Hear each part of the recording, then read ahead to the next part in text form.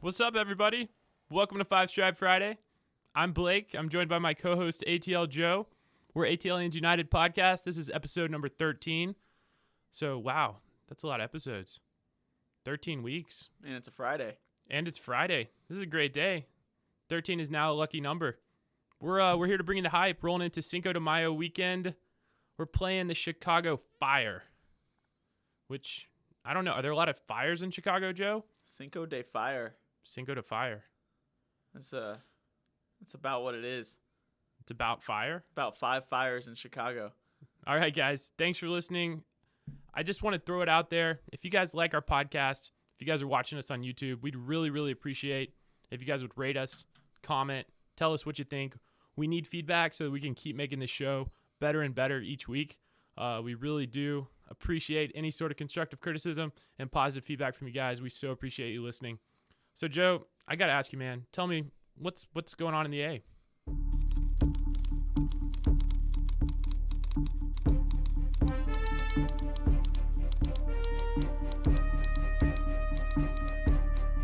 Breaking news. It's breaking. Wonderful, wonderful breaking news. Another festival going on this week. That's 3 weeks in a row. This time it's Shaky Knees. It's festival season, baby. Yeah. Get out, get rowdy and proud. Wear your 5 Stripes shirts to the festivals. It's fun. Go to Shaky Knees at Central Park. Bunch of wonderful bands. Britt and Ben, our producers, will be there. I'm trying to reschedule some things on my schedule to get there. You know, one year I snuck into Shaky Knees. No one caught me. Yet. No one's caught you yet. Yeah, but that's neither here nor there. Yeah, it's a good idea to wear these like moisture wicking fabrics, at the sunny festivals. Yeah. You can go dance all day and the sweat will just wick right off your shirt. I mean, you'll still smell pretty bad, but then you can just, douse yourself in beer shower. A beer shower. And and then you're ready to go and again. Then you're just back in it, Next show's up. Next news. With stage. Avengers 3 broke box office records. Filmed in Atlanta. Atlanta is the new film king of the world. King. That's a good, King Peach. King of the world. King of the pitch. This just in, Titanic 2 is coming to Atlanta. King of the world. Is that real news? No, fake news. Fake news.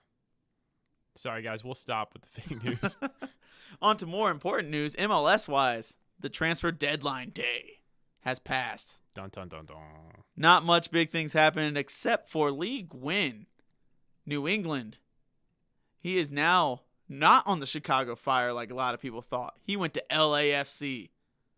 Ooh.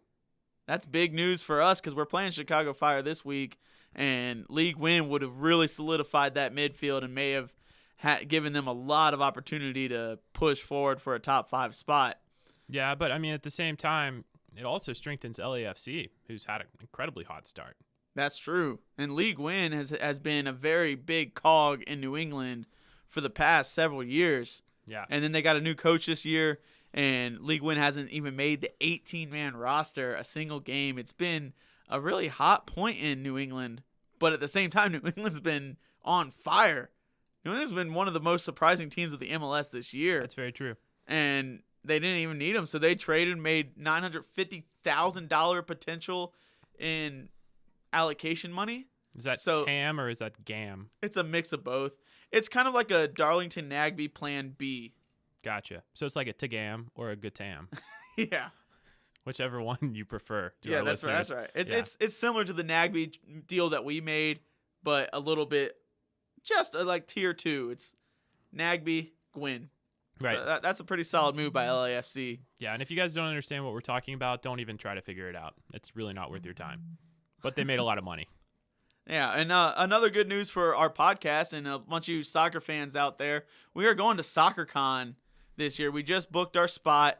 SoccerCon, if you don't know, is a whole soccer nerds fanatic. They're going to be held at Re-Raw this year. Go to SoccerCon on, correct me if I'm wrong, it's in June 23rd. I don't know dates, but it's June 23rd from 10 a.m. till 5 p.m. according to the internet.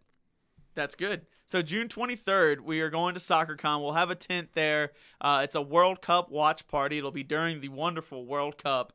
And right about that time, I think 50% of America will now finally have realized that USA is not participating in the World Cup. I do think it'll take some people that long. They'll be like, oh, it's time for the World Cup. And there will be people decked out in like full American gear. There'll be people with their face painted as the American flag. They're going to show up to the bar and be like, wait. For several days, they're like, okay, which day does USA play? Wait, we're not in this thing? So they're not playing today, so they play like a week from now? No.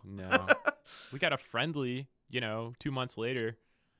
So now you can watch USA's best team, Atlanta United. And speaking of Atlanta United, Kevin Kratz wins goal of the week. Was it ever in question? No. But which one? That was what was in question. He had 2 goals that could have been goal of the week. They threw up his first goal into goal of the week. That the closer one, about 2 yards outside of the box. The game winner that it turned out to be. So that got the goal of the week. Beautiful from Kratz. I was listening to this song. Every now and then I'm heading home. I need something that really, really invigorates me for the commute. And Ted Nugent came on, and just an all-time classic song came on the radio. I wondered. It just reminded me of Kevin Kratz. Can I play this really quick, Joe? You can always play Ted. This is just something coming from Joe and I, not in the studio, so we apologize for the audio quality. But yeah. So that cat scratch fever, coming with just Kratz fever. What do you think? Oh, what if they played that after he scored his free kick? And then over the loudspeaker. Or every time Kratz comes in the game even. Just Kratz fever. Kind of like a closer in baseball. Kratz fever. I don't know. Yeah, especially if they could get your audio of you playing the guitar solo on your pipes there. Yeah, well, I mean, I do play the best air guitar. It's good. Have you ever seen I Love You, Man? I slap the bass. But you slap at the guitar? I can play a really awkward air guitar for everyone. Yeah. That would be an honor to be on the Halo board playing just a weak air guitar. Wait till episode 113 and maybe we'll be that popular. For Kratz fever. Well, Kratz made Team of the Week. He made the bench along with Barco. Both Barco and Kratz made bench of Team of the Week. Awesome. And then our favorite player, Miguel Almiron, comes up and makes starter. Not only did he make starter, he made player of the week. Not only did he make player of the week, he made player of the month. And you want to keep going? You want me to keep going? Keep going. FIFA named him to team of the week. Keep if going. you guys play FIFA, you guys can go buy his FIFA card. Instead of a 79 rating, he's up to an 82. And you can play with Miguel at his best. In form player. Man, anything else from Miggy? He had some great headshots I saw on social media. Yeah, with his Player of the Week awards, he's looking tough. I think that that play with him and Joseph before the game where they did the side to side fingers touching. Oh yeah, and they went Dragon Ball Z there. Wait, I need to go the other direction. Yeah, and touch the fingers. Yeah, they did a little Dragon Ball Z, and Miggy got the powers, and he went Super Saiyan, and that's how he became Player of the Week. Inform Miguel. So, that brings us up to starting 11 ATL players to make it. Miggy has been a starter 3 times. Team of the Week. Team of the Week. For the MLS. Gressel has been starter twice, so he just surpassed Gressel. Parkey has 2 Team of the Week starters. Joseph has made 1. And then we got a bunch of bench players. Miggy's made it twice. Gressel, Kratz, and Barco are all on that bench list. So we are all over that team of the week. We're going to be all over the MLS All-Star game. It's basically going to be Juventus versus Atlanta United. I mean, if we're going to vote all our players in the All-Star game, we might as well have our full team out there. Yeah. And just roll the dice on who gets hurt. Garza. Exactly. But yeah, who is going to get hurt? Tell me who's hurting. Injury report. Injury report.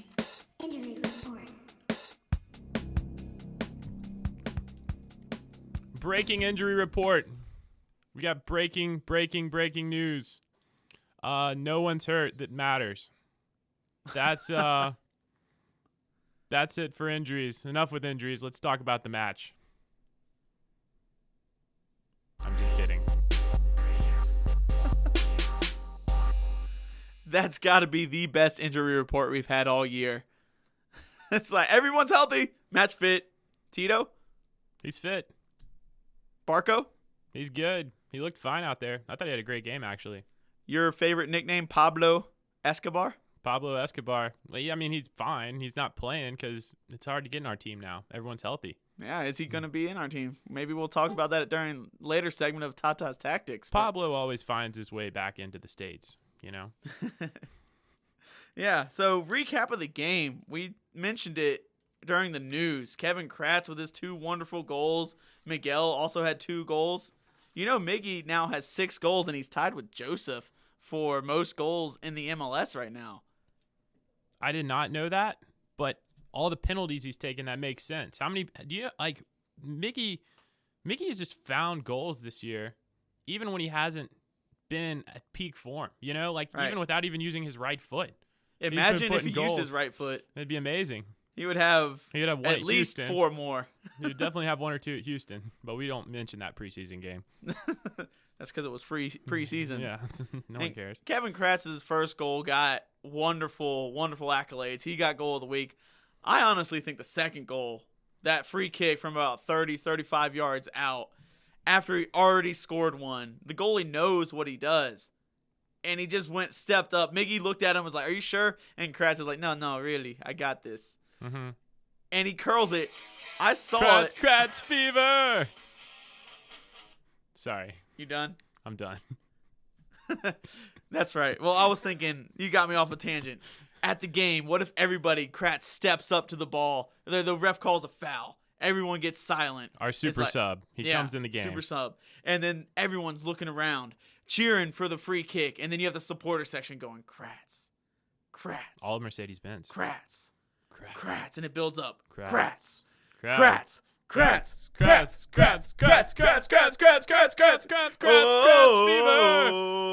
Okay. Oh, that song.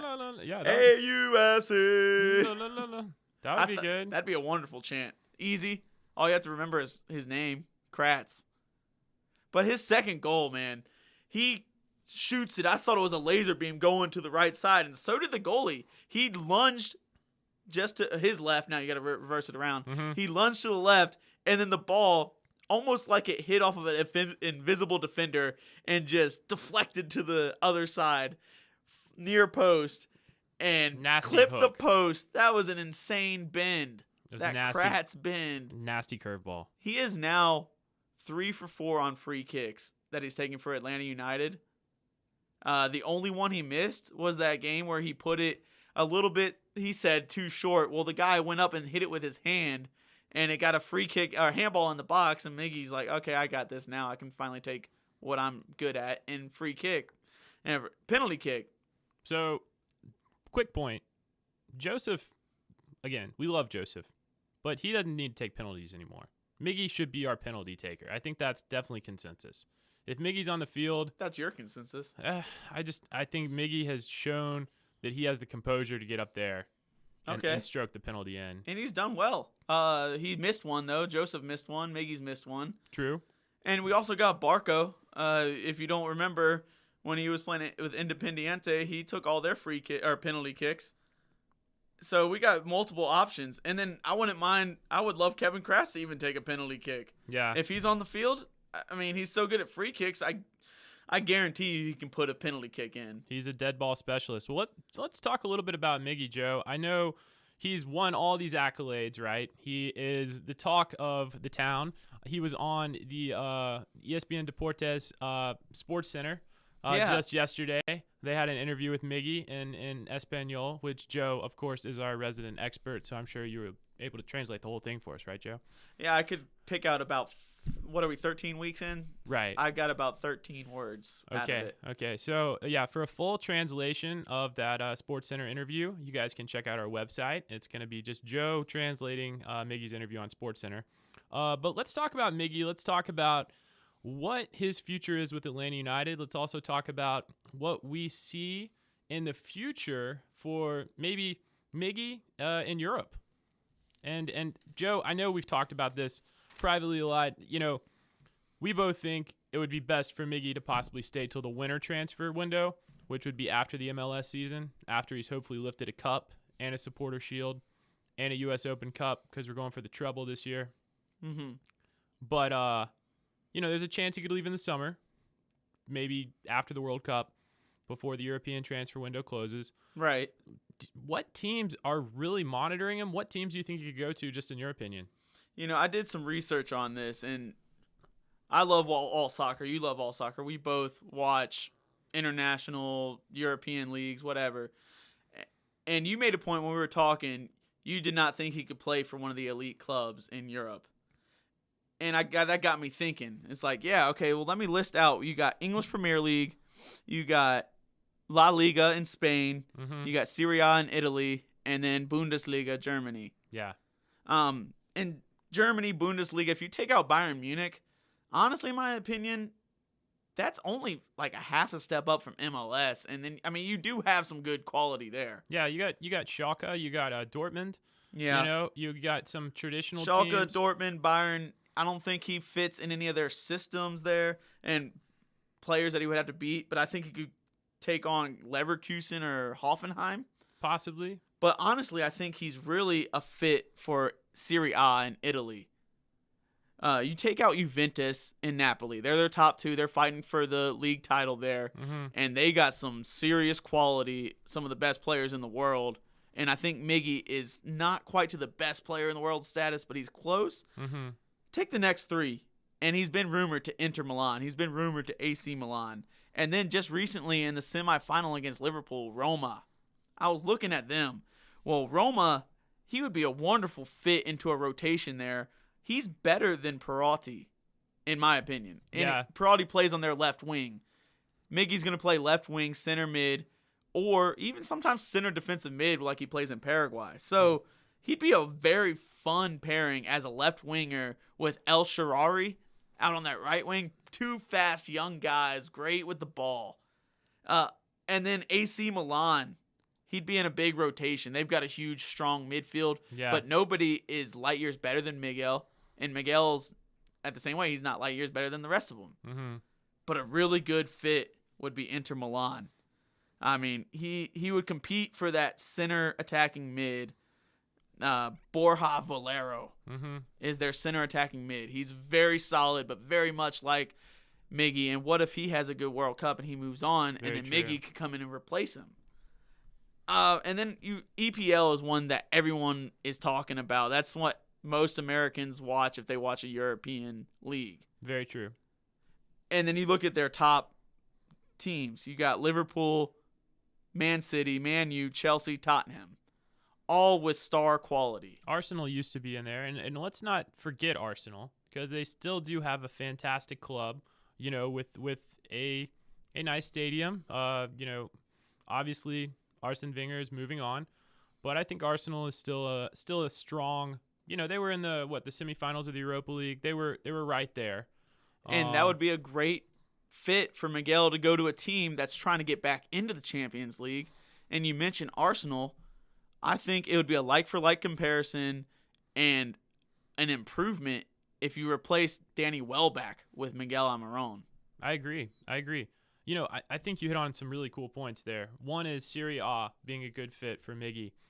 Serie A has had some players that started out in the Premier League And of course, I'm a Liverpool supporter. Right. I won't hide that fact. So I might be a little biased here, but Liverpool, for example, had some Spanish-speaking players, some players from Central Latin America that didn't pan out, also from Spain, and really thrived in Serie A in different roles. Luis Alberto comes to mind. Didn't really ever pan out and crack the starting 11 at Liverpool. He's been thriving in Serie A.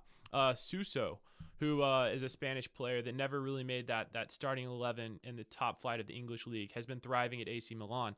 So I do like this style of play in Italian soccer. It's similar to the MLS. You get a little bit more time on the ball.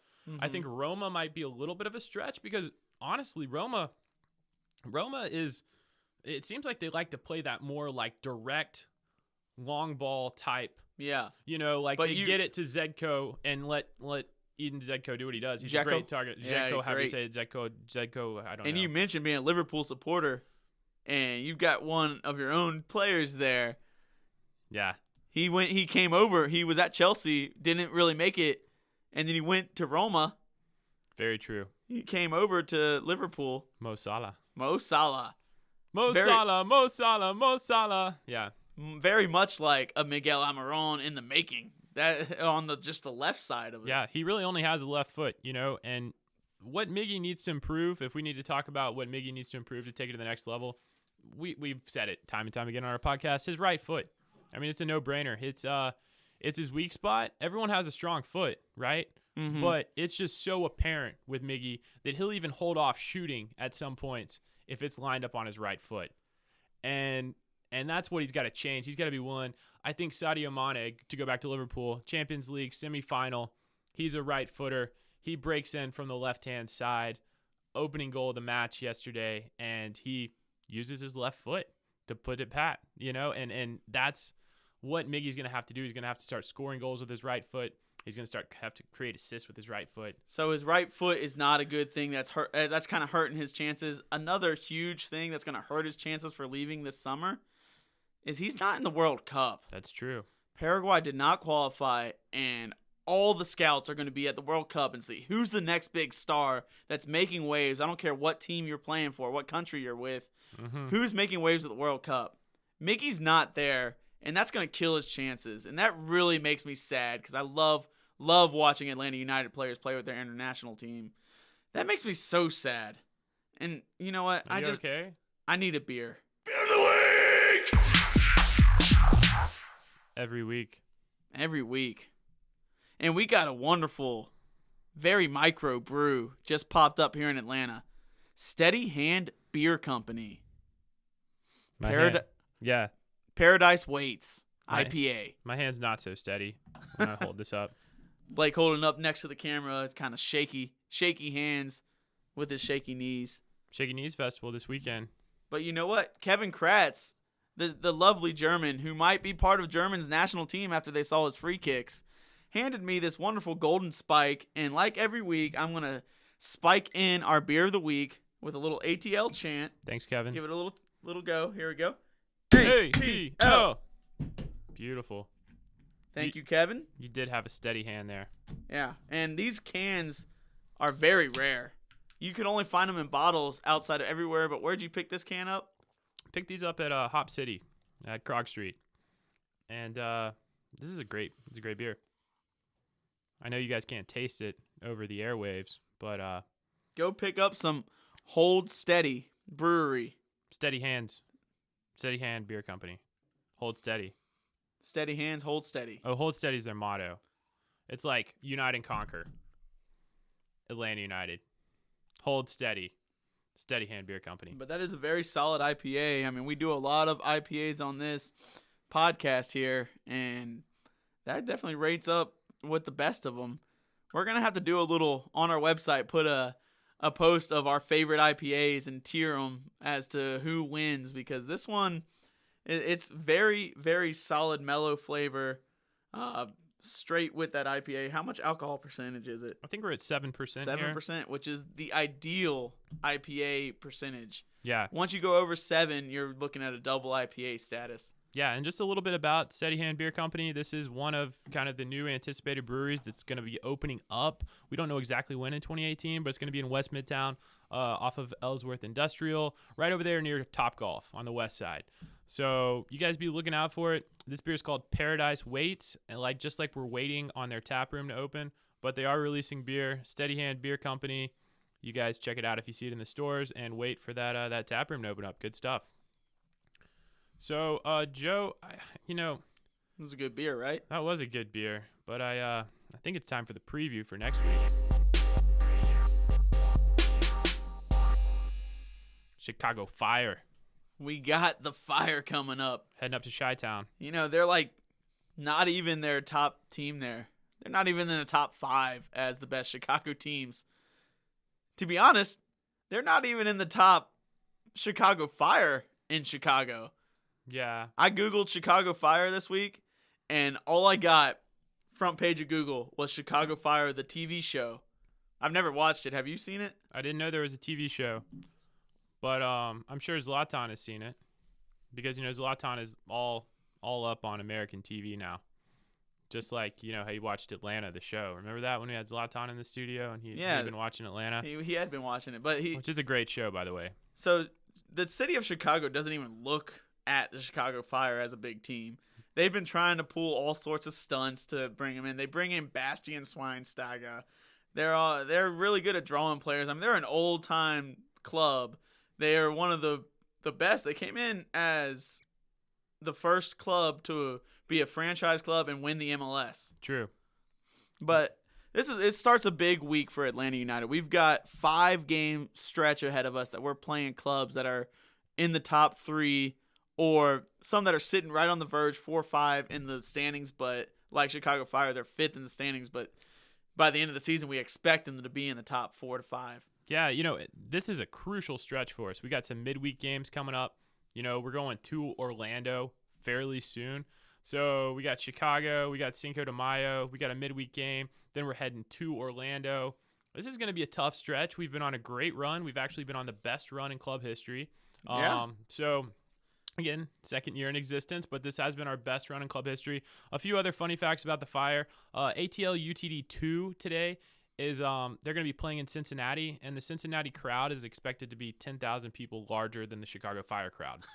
No way. So our B team playing in the USL, which to our listeners is not familiar with, it's kind of like the minor leagues of MLS right now. They play in Gwinnett, the same stadium that the Braves minor league team plays. Yeah, and so basically they're going to Cincinnati to play, and Cincinnati's been rumored to be a team, moving up to the MLS very shortly. Right. But they're averaging around 26,000 fans a game in Cincinnati. Chicago is averaging right around 16,000. Oh, wow. So I know there's a big crew of ATLians headed up to Chicago this weekend. Members from all the supporters groups, Resurgence, Footy Mob, Terminus, Legion, The Faction, All Stripes. If you guys are up in Chicago, make sure we can hear you on TV. Make sure you're louder than those measly Chicago fans that don't even know they have a soccer team. Yeah, we played them twice last year. We split. They got to win at their home. We got to win at our home. We killed them at our home early in the season, but it was another red card game. And then we went to their stadium, and it was right after international break, and we had Miguel Almiron only played like the last 10 minutes. Yeah. Bastian Schweinsteiger just started. Brad Guzan wasn't even part of our team yet, so Alec Can was in goal. And it was really just like a boring snoozer of the game. A lot of our games last year on the road were very tough to watch. We kind of did not play our same attacking, all-out style like we are known to play. And the past couple road games we've done this year, we've done good. We're not going to mention our preseason Houston game outside of what I just said. Right. That was preseason. But we are on a great streak right now. And Atlanta United is known for playing that high-powered attack. And Chicago Fire, they set up in a 5-3-2 right now. That's what they're going with. And they've had to shift things around due to injury. And my lovely favorite, Bayern Munich, German national team player, Bastian Schweinsteiger! Schweinsteiger's great. He's playing center back right now. But he's old, and he's not a center back. He is not a center back. He is center midfield, true and true. He can play any position. He can play the 8, the 6, the 10, whatever you want. Well, I think with that 5 defensive line, with Bastian Schweinsteiger, he's only back there because he is such a pro. and he really calls the shots, pulls the strings, organizes the team. And he's my number one player to watch for this week. Players to watch. Who do we got, Blake? I think Nikolić, did I say that right? Nemanja Nikolić. He's their top goal scorer. He was, he got them to the playoffs last year. He was the Golden Boot winner last year. So this guy can just pull a goal out of nothing. A lot like Zlatan in previous leagues he's played in. He's not a guy that is involved in every touch. He's not necessarily going to drop back and get really creative in the attacking play, but he's a classic poacher. If you give this guy a chance, chances are he's going to put it away. And so we got to make sure that we mark him well. We got to make sure on set pieces we don't leave this guy unmarked, because he is an excellent header of the ball. A good stat. It's been over a year since he's gone back-to-back games without scoring a goal. And last week he did not score during their Toronto FC match. They tied Toronto, if you didn't know. Last week they played Toronto at Toronto, went down 2-0. And 60 minutes of 2-0. All of a sudden, a free kick comes in. Bastian Schweinsteiger gets the header. And then late into the game, I believe it was the 90th minute, Sloppy corner. Schweinsteiger, late in the game, hits a cross from about, 30 yards out on the right side to find the header of their second striker. And Nikolić was not able to find the back of the net that game. Yeah. So watch out. If you're a betting man, Nikolić to score this week would be a good bet, but he's coming against a very, very improved Atlanta United defense, especially on the road. And that's what the three at the back has kind of changed the game. Who would have known that Chris McCann would be playing this well at the back? And with LGP, Parkey, and then also now we have Escobar available, that's essentially 4 center backs that are solid. And we haven't even talked about Robinson. And Robinson, the one time he was in there as a center back, played great. So we really have almost 5 startable center backs.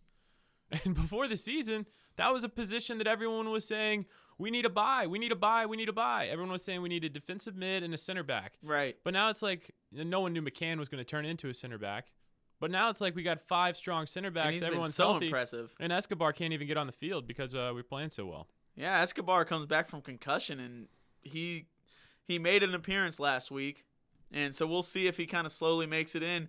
And we'll talk about that in a second about Tata's tactics. I want to reach out, but first I want to mention one more key player that we haven't talked about for Chicago, Dax McCarty. Oh, yeah.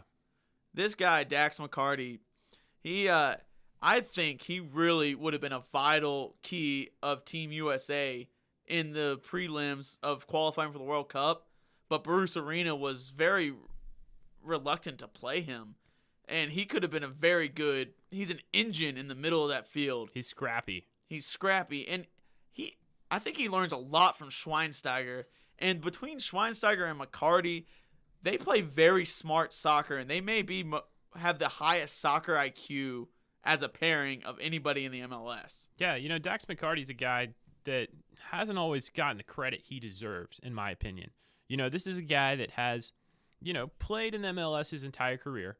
He played college soccer in North Carolina, and he's just kind of gone through the MLS gauntlet, if you will. He played in Dallas. He's played in D.C. He's played for the Red Bulls in New York. And he was great with them. He was fantastic, and now he's on the Fire. And every team he's gone to, he's succeeded with. His longest stint, obviously, was that 6 years with the Red Bulls. And I just think he's kind of gotten the shaft in terms of the national team and credit he deserves in the MLS just because he's never left the MLS. Yeah, if you like the EPL, I consider him an MLS version of a poor man's N'Golo Kante. Yeah, you like that analogy? He wins tackles. He's all over the place. Even at 31, he's running up. He is a true box-to-box midfielder. He's going to make a tackle at the edge of the box on one end, and then you'll see him pop up on the edge of the box at the other end. So he's box to box. So you got to ask, what style does Chicago Fire play? Because I think they're asking themselves that. They really are still trying to find their identity. Yeah. They're a team, they are not good enough talent-wise all around the pitch to hold possession the entire game. They're not fast enough to hit you on a quick counter and play a defensive bunker style and counter. So that's why they play this weird 5-3-2 set. They're trying to find what they're good at. And I think what they're good at is with Schweinsteiger and with McCarty, they're very smart at soccer. And they pick their battles of when to play. And they'll play an ugly game. They'll catch you on your out of position, out of mistake, and then they'll hit you on free kicks. And I saw a cool stat this week that Atlanta United scored 4 free kicks now, thanks to Kevin Kratz hitting 2 this past week. Yeah. That's the same amount the Chicago Fire hit as well during the season. They played 2 less games. So, Chicago, I agree with you. They're not going to dominate possession, but we don't normally dominate possession on the road either. So I'd see this being like a 50-50 split in terms of possession, possibly even 60-40 in favor of Atlanta. But Chicago, they're not like a counterattacking team. It's not a lot of speed, like you said. But what they do have is that tactical awareness where you never know the runs that, obviously Nikolić can make from the front, but Schweinsteiger can pick a pass from anywhere. Even if he's playing center back, That's true. He can get assists from center back. I mean, we're talking about a world-class player that has gone through the gauntlet, even did some time at Manchester United. And Schweinsteiger is as good as it gets. Just getting to watch the guy in the MLS is an honor. It's kind of like Ibrahimovic coming into the league. He's one of the legends of the game. So I'm excited about this game. Let's break this down further about like what our tactics are. I think it's time for Tata's tactics.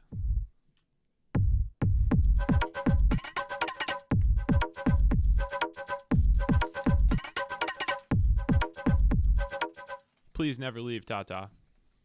Never leave Tata. I saw something like just floating around on the internet, which is probably a lie, but something about his contract running out at the end of this year. No, that's not a lie, actually. He signed a contract extension, and he is on for 1 more year with an option for a second year to add on. He signed a 1-year contract with an extension through December, yeah. So that is scary, and I've also seen U.S. men's national team. They're like, well, let's hold out for Tata. Once he's done with Atlanta United this year, let's pick him up. And also, clubs all around the world are going to be looking for him. But I truly hope he is so embedded into building Atlanta into a dynasty that he does another extension and then maybe stays another year on top of that. Just bring us a cup, Tata, or 2, 3, or just bring us the triple this year. He wants to get us to CONCACAF Champions League. That's Boca Negra. He's stated that is his goal. He wants to be an international team, so he wants to qualify for Champions League, and then we can be the very first team to win CONCACAF Champions League coming out of the MLS. And that would put a statement and stamp that we are an international team. And we can take Liga MX. We can take the Mexican teams. We really can. Our style of play, our attack, it's as good as in any of the teams in Liga MX. So, the way that we've built from last year to this year and the way we started the season. Look at last year starting the season. Early in the season, we were in the cellar of the league. We were trying to make the playoffs. I know we had a couple of odd games and we were 2 games back the whole season, but we lost and tied a bunch of road games and some home games, and we were fighting our way in. Now we're at the top. We're about almost a quarter of the way through the season, and we are number 2 in the league with a game in hand. If we win on Wednesday, we'll be number 1. And something that I wanted to talk about earlier, Joe, just really quick, is something that Jeff Larenowitz said in an interview this week, and he was talking about depth. And, he's saying that we're in a better spot right now, 8 games in, than we were for the entirety of last year. And that also speaks to what the front office has done, what Tata has done to put this team together where everyone's calling for new players. How are we going to replace Carmona? Right. Buy a center back. But if you look top to bottom, we got great players in every position. And I'd argue that we have a good backup for almost every position. So that's a great point. Tactically speaking, I am incredibly excited for where this team is headed for the rest of the season. Even if we don't stay 100% healthy, which knock on your wooden hammer, we will. Doing it. Thank you. I just think we're set up much better this season in terms of depth top to bottom. If an attacker goes down, we got good attackers. For Mario Williams? Yeah. Comes out of nowhere. And Brandon Vasquez hasn't even seen much of the field this year. Exactly. So Andrew Carlton is going back and forth between.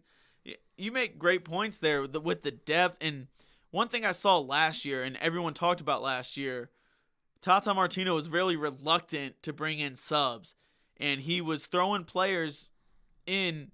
60th minute was the earliest we may have seen a sub. 70th minute, he was holding on till the 75th minute before he rotated because his starting 11 last year were his guys.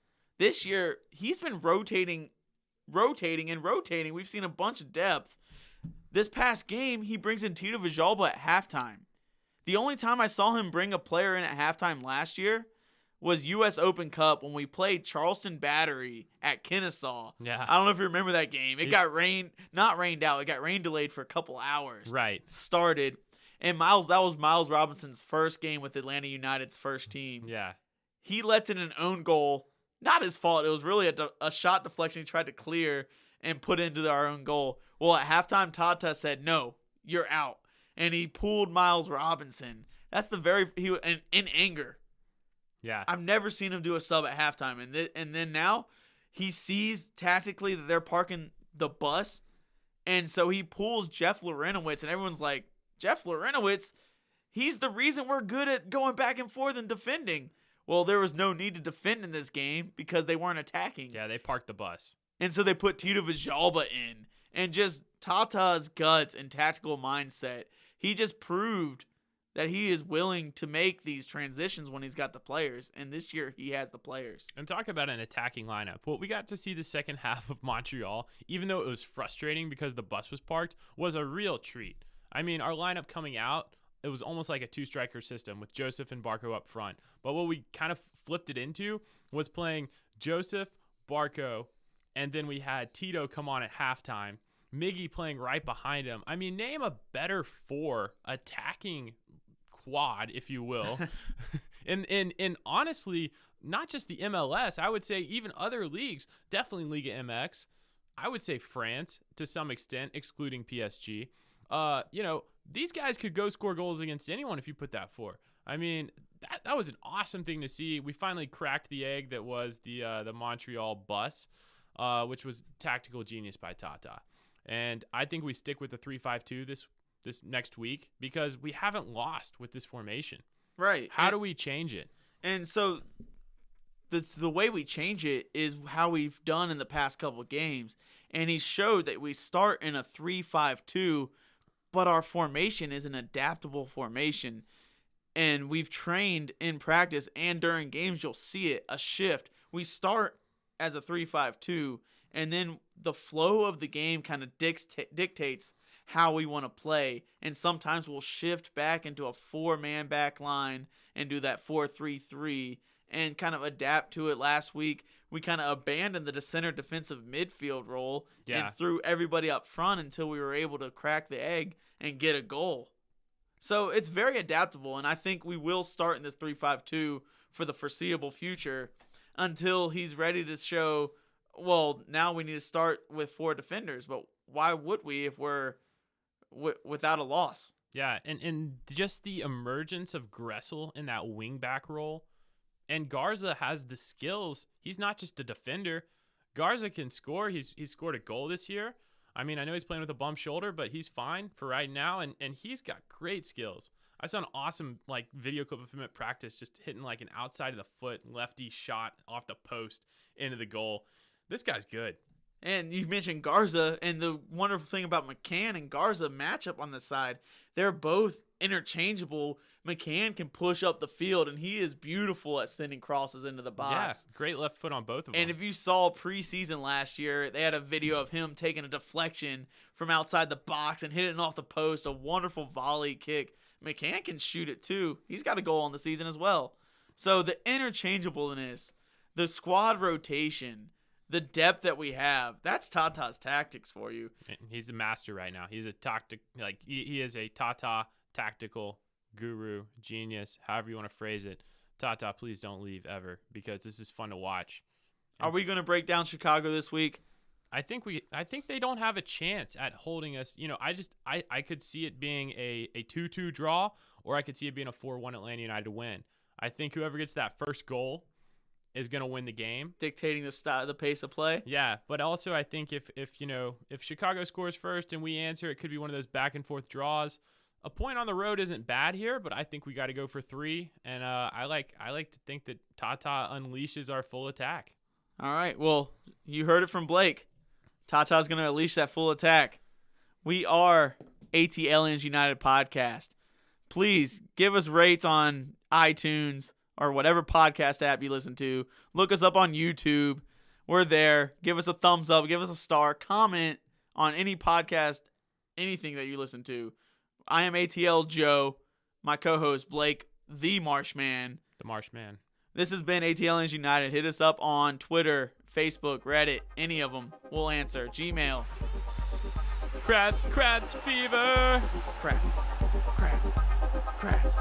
Kratz. I'm ready for Cinco de Mayo. Cinco de Fire. Cinco de Fire. See you guys soon.